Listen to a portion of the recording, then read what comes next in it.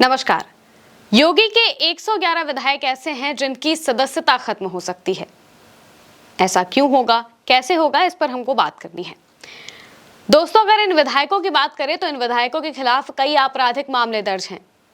जिस तरह से अब्बास अंसारी पर शिकंजा कसा गया था, अगर उसी तरह से इन पर कार्रवाई हो तो ये सब बुरा फंसेंगे और इनकी भी सदस्यता सीधे तौर पर चली जाएगी।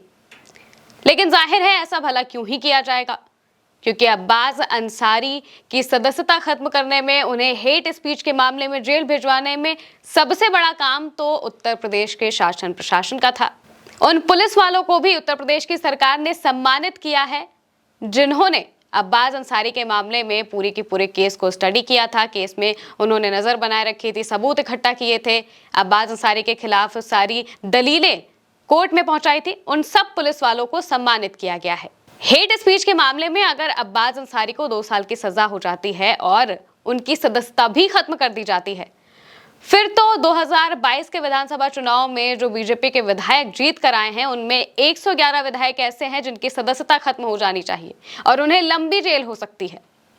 दोस्तों, दरअसल 2022 के विधानसभा चुनाव में अब्बास अंसारी ने एक बयान दिया था, जिसको लेकर मऊ कोतवाली में अंसारी के खिलाफ उस वक्त के एसआई ने हेट स्पीच का मुकदमा दर्ज करा दिया था। इस पूरे मुकदमे में सारे तथ्य और गवाह पुलिस ने अदालत को मुहैया कराए थे, जमकर पैरवी की थी। सरकारी वकील ने भी इस मुकदमे को मजबूती से लड़ा और आखिरकार 31 मई को कोर्ट ने अब्बास अंसारी को 2 साल की सजा सुना दी और उसके बाद विधानसभा से उनकी सदस्यता भी रद्द कर दी गई। हालांकि इसके बाद वो हाईकोर्ट और सुप्रीम कोर्ट जा सकते हैं, ऐसा कहा गया है।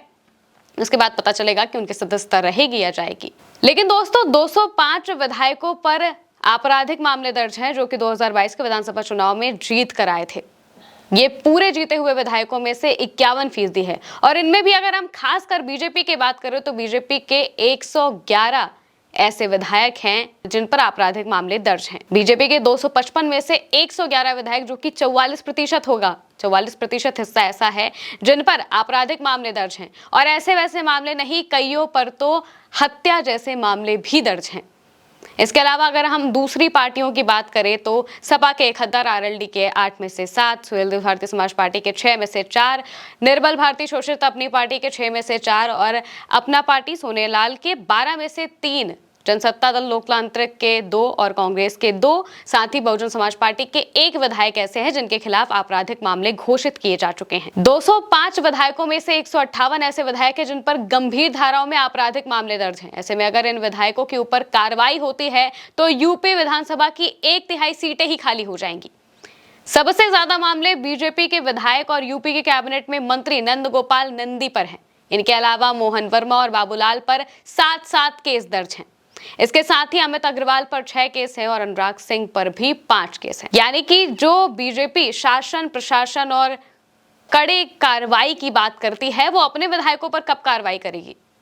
मुख्तार अंसारी को जेल भिजवाया गया, इसके बाद उनके बेटे अब्बास अंसारी के साथ भी वही किया जा रहा है। 2 साल की उन्हें जेल हो गई है, विधानसभा की सदस्यता भी रद्द कर दी गई है। लेकिन 111 विधायकों का क्या, जो कि बीजेपी के हैं और जिन पर आपराधिक मामले दर्ज हैं। जब हेट स्पीच जैसे मामले में 2 साल की सजा हो सकती है, तो इन पर, जिन पर हत्या जैसे मामले दर्ज हैं, जिन पर 7-7 केसेस दर्ज हैं, उनका क्या होगा, उन पर कब कार्रवाई होगी। ये सवाल है जो सत्ता से हम सबको पूछना चाहिए कि आखिर इन विधायकों पर कब कार्रवाई की जाएगी। क्या सिर्फ टारगेट करके कुछ लोगों पर ही कार्रवाई की जाएगी जिनसे आपको नुकसान हो रहा है, क्या आप बस उन्हीं पर कार्रवाई करेंगे? क्या विपक्ष के लोगों पर ही कार्रवाई होगी, अपने लोगों पर कब की जाएगी? ये सवाल है जो कि हमें भी पूछना चाहिए, जो आपको भी सत्ता से पूछना चाहिए। हालांकि आप इस पूरे मामले को लेकर क्या सोचते हैं, हमें कमेंट करके जरूर बताइएगा। मैं हूं महिमा और आप देखते रहिए भारत एक सोच।